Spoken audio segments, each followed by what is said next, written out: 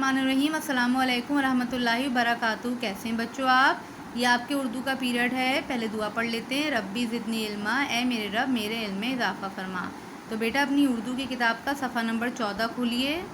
صفحہ نمبر 14 پہ آ گئے بیٹے، اور یہاں پہ سبق ہے جو ہم پڑھ رہے تھے اس کا بقیہ حصہ۔ کون سا سبق تھا؟ سبق نمبر 4، حضرت محمد صلی اللہ علیہ وسلم کی امانت داری۔ ٹھیک ہے، پڑھیے میرے ساتھ۔ آپ صلی اللہ علیہ وسلم کے اعلان نبوت سے پہلے بھی لوگ آپ صلی اللہ علیہ وسلم کی امانت داری کے معترف تھے۔ معترف تھے مطلب اعتراف کرتے تھے، مانتے تھے کہ نبی کریم صلی اللہ علیہ وسلم بہت امانت دار ہیں، اور بعد میں بھی آپ صلی اللہ علیہ وسلم کے پاس اپنی امانتیں رکھواتے تھے۔ جب نبی کریم صلی اللہ علیہ وسلم نے اعلان نبوت فرما دیا کہ میں اللہ کا نبی ہوں اور تم لوگ ان پتھروں کی عبادت چھوڑو اور اللہ کی عبادت کرو، تو لوگ آ کے بہت مخالف ہو گئے، لیکن امانتیں پھر بھی آپ صلی اللہ علیہ وسلم کے پاس رکھواتے تھے۔ انہیں پتہ ہوتا تھا کہ ان کی امانتیں ان کو اسی طرح سے ملیں گی۔ کفار مکہ کے مظالم سے تنگ آ کر جب آپ صلی اللہ علیہ وسلم نے مکے سے مدینے کی طرف ہجرت کی، تب بھی کفار مکہ کی امانتیں آپ صلی اللہ علیہ وسلم کے پاس تھیں۔ آپ کو پتہ ہے نا بیٹے کہ نبی کریم صلی اللہ علیہ وسلم مکے میں پیدا ہوئے تھے، وہیں پر رہتے تھے، وہاں پہ انہوں نے اپنی عمر کا زیادہ حصہ گزارا، لیکن جب کفار جو کافر لوگ تھے وہ نبی کریم صلی اللہ علیہ وسلم کو بہت تنگ کر رہے تھے، تو آپ صلی اللہ علیہ وسلم نے ہجرت فرمائی تھی مکے سے مدینہ۔ اس وقت بھی کفار مکہ کی امانتیں آپ صلی اللہ علیہ وسلم کے پاس موجود تھیں۔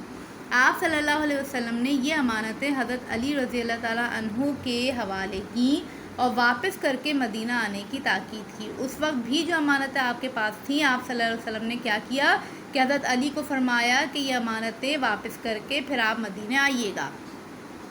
آپ صلی اللہ علیہ وسلم کی امانت داری کا یہ حال تھا کہ کفار مکہ تو نعوذ باللہ آپ صلی اللہ علیہ وسلم کی جان لینے پر تلے ہوئے تھے، مگر آپ صلی اللہ علیہ وسلم کو اس وقت بھی ان کی امانتوں کی فکر تھی۔ لیکن سبحان اللہ، نبی کریم صلی اللہ علیہ وسلم کس قدر امانت دار تھے کہ اس وقت جب کفار مکہ آپ صلی اللہ علیہ وسلم کی جان لینے پہ تلے ہوئے تھے نعوذ باللہ، اس وقت بھی نبی کریم صلی اللہ علیہ وسلم کو کس کی فکر تھی کہ ان کو ان کی امانتیں صحیح سلامت مل جائیں۔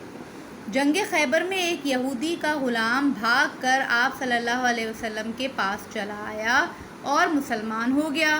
وہ اپنے مالک کی بکریاں چرایا کرتا تھا، چنانچہ وہ بکریوں کا ریوڑ بھی ساتھ لے آیا۔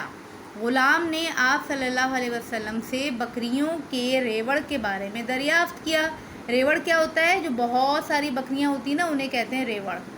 اس وقت ابھی جنگ جاری تھی، مگر آپ صلی اللہ علیہ وسلم نے اسے امانت داری کا درس دیا اور کہا کہ بکریاں مالک کی طرف ہانک دو، ان کو اس کی طرف چلا دو تاکہ یہ اپنے مالک کے پاس چلی جائیں۔ غلام نے آپ صلی اللہ علیہ وسلم کے حکم کی تعمیل کی۔ دیکھیں جنگ ہو رہی ہے، نبی کریم صلی اللہ علیہ وسلم اور یہودیوں کے درمیان جنگ ہے۔ یہودی کا ایک آدمی بھاگ کے آپ صلی اللہ علیہ وسلم کے پاس آ گیا اور ایمان لے آیا، لیکن وہ غلام تھا اور اس کے پاس اس کے مالک کی بکریاں تھیں۔ نبی کریم صلی اللہ علیہ وسلم نے اس وقت بھی کیا فرمایا کہ ان بکریوں کو اس کے مالک کے پاس واپس بھیج دو۔ سبحان اللہ۔ ایک مرتبہ آپ صلی اللہ علیہ وسلم نے کسی سے ایک پیالہ مستعار لیا مانے ادھار لیا۔ اتفاق سے وہ پیالہ گم ہو گیا۔ نبی پاک صلی اللہ علیہ وسلم نے پیالے کے مالک کو اس پیالے کی قیمت فوری طور پر ادا کی۔ ایک پیالہ دیکھیں کیا ہوتا ہے، لیکن نبی کریم صلی اللہ علیہ وسلم نے کسی سے مستعار لیا اور وہ گم ہو گیا، تو نبی کریم صلی اللہ علیہ وسلم نے یہ نہیں کہا کہ سوری بھائی وہ پیارا تھا، وہ گم ہو گیا، مل جائے گا تو میں دے دوں گا۔ نبی کریم صلی اللہ علیہ وسلم نے فوراً اس پیالے کی قیمت ادا کی۔ اسلامی سلطنت پھیلی تو آپ صلی اللہ علیہ وسلم کے پاس مال غنیمت اور جزیے کی شکل میں بہت دولت آنے لگی۔ جب جنگیں ہوتی ہیں نا بیٹے، تو اس کے بعد جب جیت جاتے ہیں تو جتنا بھی مال آتا ہے اسے مال غنیمت کہتے ہیں۔ اور پھر جزیہ کیا ہوتا ہے کہ جب نبی کریم صلی اللہ علیہ وسلم مسلمان حکمران ہوتے ہیں اور وہاں پہ نان مسلم غیر مسلم رہتے ہیں، تو وہ کچھ نہ کچھ ٹیکس دیتے ہیں، اس کو جزیہ کہتے ہیں۔ آپ صلی اللہ علیہ وسلم اسے ہمیشہ عوام کی امانت سمجھتے اور لوگوں میں تقسیم کر دیتے۔ آپ صلی اللہ علیہ وسلم اس دولت کو اپنی ذات اور گھر والوں پر خرچ نہ کرتے۔ جو بھی ٹیکس آتا اس کا اتنا خیال کرتے کہ صرف لوگوں کی امانت ہے اس تک پہنچے، تو کبھی بھی اپنے آپ پہ اور اپنے گھر والوں پہ خرچ نہیں کیا۔ حتیٰ کہ گھر میں فاقوں کی نوبت آ جاتی، گھر میں فاقے ہوتے، کھانے کو نہیں ہوتا، لیکن وہ مال کبھی بھی اپنے اوپر خرچ نہیں کرتے۔ آپ صلی اللہ علیہ وسلم نے امانت داری کو ایمان کا حصہ قرار دیا اور فرمایا کہ جو امانت دار نہیں اس کا ایمان نہیں۔ جو امانت داری نہیں کر سکتا، امانتوں کی حفاظت نہیں کرتا، نبی کریم صلی اللہ علیہ وسلم نے کیا فرمایا کہ اس کا ایمان نہیں۔ آپ صلی اللہ علیہ وسلم کی زندگی ہمارے لیے نہایت عمدہ نمونہ ہے، اس لیے ہمیں آپ صلی اللہ علیہ وسلم کے اسوہ حسنہ کو سامنے رکھتے ہوئے امانت داری کو اپنانا چاہیے. ٹھیک ہے بیٹے، نبی کریم صلی اللہ علیہ وسلم کی زندگی ہمارے لیے بہت عمدہ نمونہ ہے نا، ہمیں ہر چیز میں نبی کریم صلی اللہ علیہ وسلم کی زندگی پہ عمل کرنا چاہیے. تو ایک یہ نبی کریم صلی اللہ علیہ وسلم کی بہت عمدہ اور بہت نمایاں صفت ہے امانت داری، تو ہمیں بھی امانت داری کو اپنانا چاہیے. ٹھیک ہے بیٹے، یہ ہم نے پورا چیپٹر پڑھ لیا الحمدللہ. اب ہم اس کے بک ورک بھی کر لیتے ہیں بیٹے. تو آئیے صفحہ نمبر 15 پر. صفحہ نمبر 15 پہ بیٹے مشق دی ہوئی ہے.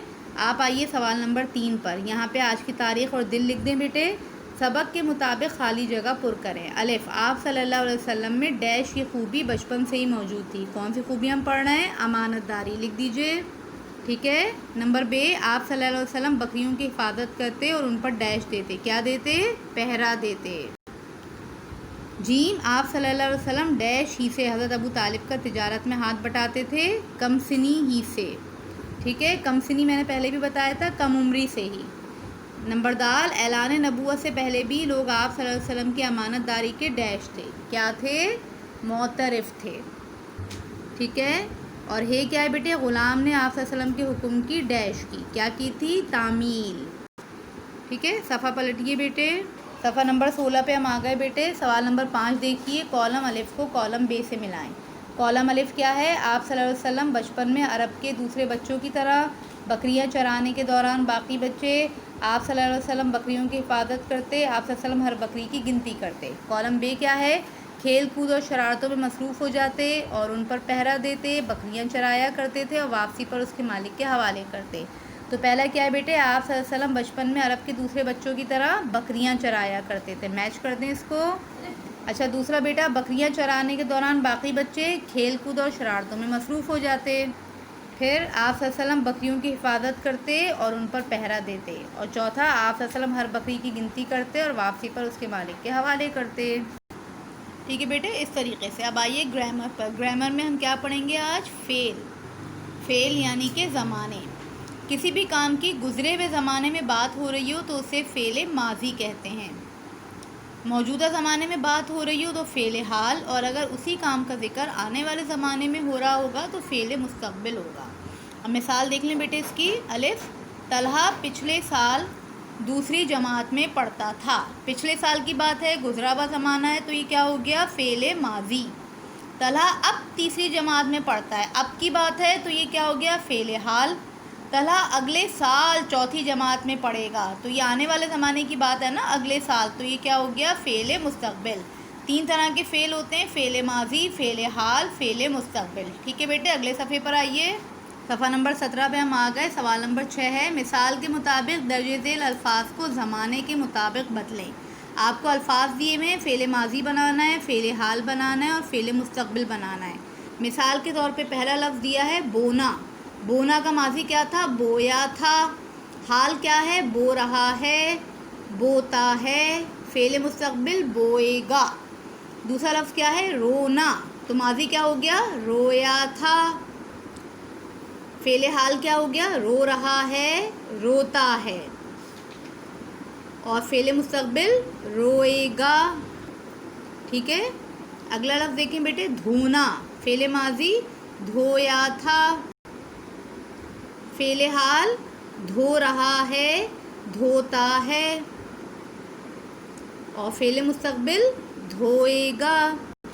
ٹھیک ہے. اگلا لفظ دیکھیں بیٹے، پکڑنا. فعل ماضی پکڑا تھا. فعل حال پکڑتا ہے، پکڑ رہا ہے. اور فعل مستقبل پکڑے گا. ٹھیک ہے.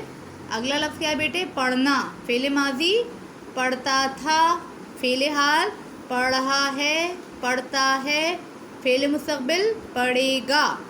اور لکھنا، لکھتا تھا، لکھ رہا ہے، لکھتا ہے، لکھے گا. ٹھیک ہے بیٹے، اسے مکمل کیجیے. سوال نمبر 7 پر آئیے. درج ذیل الفاظ کو ان کے مترادف سے ملائیں. مترادف کیا ہوتا ہے؟ ایک جیسے معنی والے. جیسے صفت. صفت کی کیا ہو گئی دوسرے؟ اس کا مترادف کیا ہو گیا؟ خوبی. صفت اور خوبی دونوں کے ایک ہی معنی ہیں. دوسرا لفظ کیا ہے؟ پہرا. پہرا دینا، نگرانی کرنا. ٹھیک ہے. پہرا اور نگرانی کو ملا لیجئے. ٹھیک ہے. پھر ہے فکر، فکر معنی پریشانی، ملا لیجیے. اس کے بعد ہے مستعار، مستعار معنی ادھار. اور پھر نمونہ، نمونہ معنی مثال. ٹھیک ہے بیٹے، اچھے طریقے سے صاف ستھرا کام کیجیے. جزاک اللہ. السلام علیکم ورحمۃ اللہ وبرکاتہ.